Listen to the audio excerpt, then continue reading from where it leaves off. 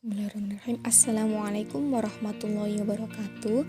Perkenalkan, nama saya Virginia Sahnas Nikmatu Hafidah dari semester 5B Prodi Pendidikan Agama Islam, Sekolah Tinggi Ilmu Tarbiyah Al-Fatah. Video ini dibuat guna untuk memenuhi tugas mata kuliah Sejarah Pendidikan Islam yang diampu oleh yang terhormat Bapak Nurdi SAG MPD, dan tidak lupa kami hormati pula segenap civitas akademika Sekolah Tinggi Ilmu Tarbiyah Al-Fatah Lamongan. Di video kali ini akan menjelaskan tentang sistem pendidikan muadzalah, madrasah diniyah formal, dan madrasah diniyah ta'miliyah. Pembahasan yang pertama yakni sistem pendidikan muadzalah. Kata muadzalah sendiri berasal dari bahasa Arab yang berarti persamaan atau kesetaraan. Sedang dalam pengertiannya berdasarkan PMA atau Peraturan Menteri Agama Republik Indonesia Nomor 18 Tahun 2014, muadzalah adalah suatu proses penyetaraan antara institusi pendidikan, baik pendidikan di pondok pesantren maupun di luar pesantren, dengan menggunakan kriteria baku dan kualitas yang telah ditetapkan secara adil dan terbuka. Hasil proses penyetaraan tersebut kemudian dapat dijadikan dasar dalam ranah peningkatan pelayanan dan penyelenggaraan pendidikan di pesantren.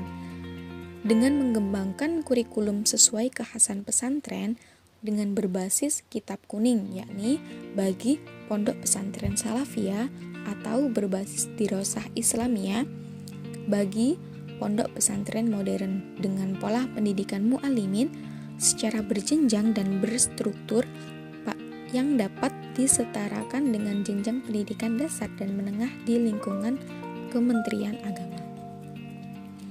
Kemudian, kurikulum muadzalah diberlakukan pada pondok-pondok salaf ataupun modern dengan kriteria dan persyaratan tertentu. Kurikulum pondok pesantren salaf yang memperoleh muadzalah atau penyetaraan adalah kurikulum kitab kuning ditambah kurikulum pendidikan umum yang meliputi kurikulum pendidikan umum sebagaimana dimaksud pada ayat 1 yang memuat paling sedikit yang pertama yakni pendidikan kewarganegaraan, bahasa Indonesia, matematika, dan ilmu pengetahuan alam. Yang poin kedua yakni jenis satuan pendidikan muadzalah yakni as-salafiyah atau berbasis kitab kuning, dan yang kedua mu'allimin berbasis dirosah Islamiyah dan berpola mu'allimin. Kemudian pembahasan yang kedua yakni madrasah diniyah formal.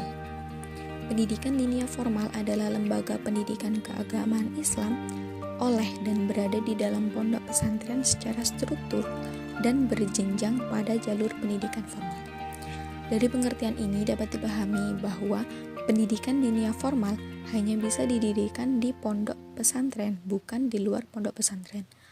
Ada beberapa hal yang mendasari latar belakang lahirnya pendidikan diniyah formal, antara lain secara filosofis adalah mengembalikan hitab pondok pesantren sebagai institusi yang menyiapkan santri yang muttafaqih fiddin, yang artinya ahli ilmu agama Islam sesuai misi utama berdirinya pesantren. Secara historis antara lain adanya SKB yang artinya seleksi kompetensi bidang 3 Menteri tahun 1975 yang menyamakan status ijazah dan lulusan madrasah dengan ijazah umum yang setingkat. Terjadinya perubahan dalam skala masif madrasah diniyah menjadi MI, MTS, dan MA yang disamakan pendidikan umum berciri khas agama Islam dan berdirinya berbagai varian jenjang jenis struktur pendidikan sampai pendidikan tinggi di pondok pesantren. Terjadinya perubahan orientasi pendidikan tersebut dapat mengakibatkan fenomena degradasi ilmu keislaman di pondok pesantren. Sedangkan secara akademik, yang mendasari lahirnya pendidikan diniyah formal adalah menyiapkan santri sebagai ulama intelektual. Artinya, santri yang mendalami ilmu keislaman dengan pola fikir modern sebagai solusi memenuhi kebutuhan gejala krisis ulama. Kemudian, poin yang kedua yakni kurikulum pendidikan diniyah formal. Adapun kurikulum yang dikembangkan oleh pendidikan diniyah formal terdiri dari atas pendidikan umum dan pendidikan keagamaan Islam berbasis kitab kuning. Mata pelajaran umum juga diajarkan sekitar 25% dari keseluruhan mata pelajaran. Adapun lebih jelasnya, yang pertama yakni kurikulum Satuan Pendidikan Diniyah Formal ULA paling sedikit memuat Al-Quran, hadis, tauhid, fikih, akhlak, tarikh, bahasa Arab, pendidikan kewarganegaraan, bahasa Indonesia, matematika, dan ilmu pengetahuan alam. Yang kedua yakni kurikulum Satuan Pendidikan Diniyah Formal WUSTO paling sedikit yakni Al-Quran, tafsir, ilmu tafsir, hadis, ilmu hadis, tauhid, fikih, usul fikih, akhlak, tasawuf, tarikh, bahasa Arab, nahwu, shorof, pendidikan kewarganegaraan, bahasa Indonesia, matematika, ilmu pengetahuan alam. Kemudian kurikulum Satuan Pendidikan Diniyah Formal ULA terdiri atas Al-Quran, tafsir, ilmu tafsir, hadis, ilmu hadis, tauhid, fikih, usul fikih, akhlak, tasawuf, tarikh, bahasa Arab, nahwu, shorof, balaghah, ilmu kalam, ilmu arut, ilmu mantik, ilmu falak, pendidikan kewarganegaraan, bahasa Indonesia, matematika, ilmu pengetahuan alam, dan yang terakhir yakni seni dan budaya. Dari struktur kurikulum tersebut dapat dijelaskan bahwa kurikulum yang ditetapkan pada pendidikan diniyah formal ini adalah kebalikan dari kurikulum madrasah.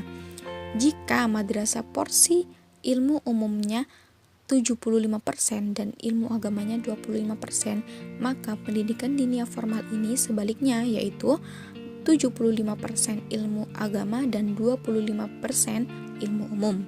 Karena pendidikan diniyah formal dilaksanakan di pesantren, maka pembelajarannya berbasis kitab-kitab klasik atau kitab kuning.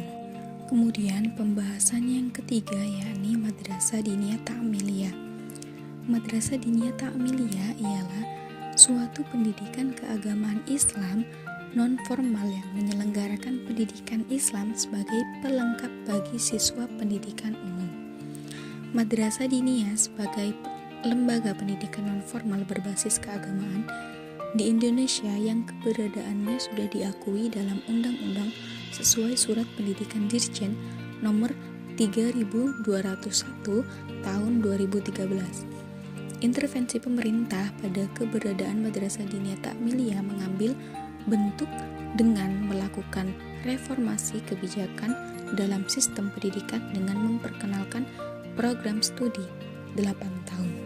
Setelah penerapan hukum, madrasah diniyah berada dalam posisi untuk melaksanakan pendidikan Islam secara terpisah dari madrasah dan sekolah yang diakui.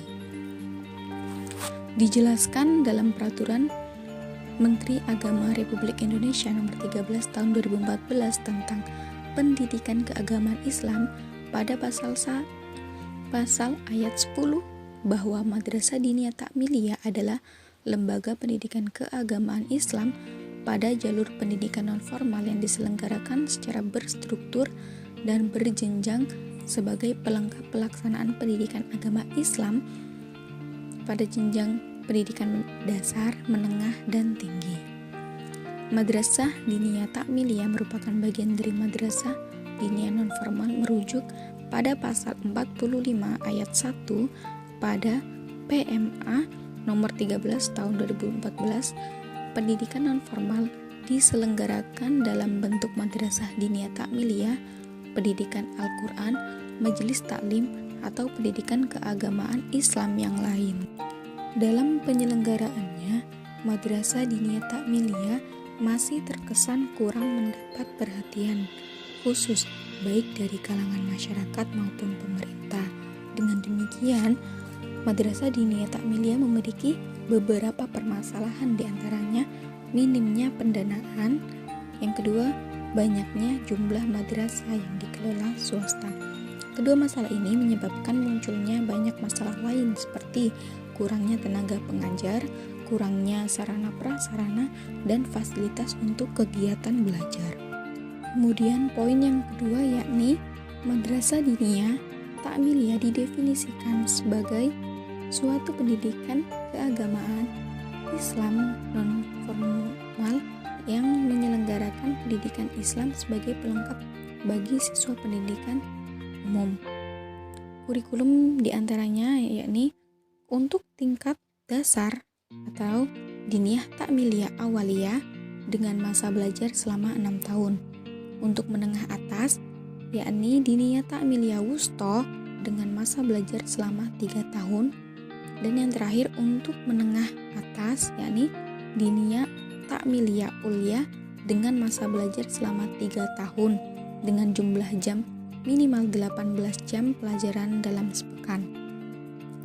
Perubahan nomenklatur dari madrasah diniyah menjadi diniyah ta'miliyah berdasarkan pertimbangan bahwa kegiatan madrasah diniyah merupakan pendidikan tambahan sebagai penyempurna bagi siswa sekolah dasar, sekolah menengah pertama, dan sekolah menengah atas yang hanya mendapatkan pendidikan agama Islam dalam 2 jam pelajaran dalam sepekan. Oleh karena itu, sesuai dengan definisinya, maka aktivitas kegiatan tersebut yang tepat adalah madrasah diniyah. Presentasi dari saya, terima kasih telah mendengarkan. Semoga apa yang saya sampaikan bisa bermanfaat, dan apabila ada perkataan yang kurang berkenan, mohon dimaafkan. Wabillahi taufiq wal hidayah. Assalamualaikum warahmatullahi wabarakatuh.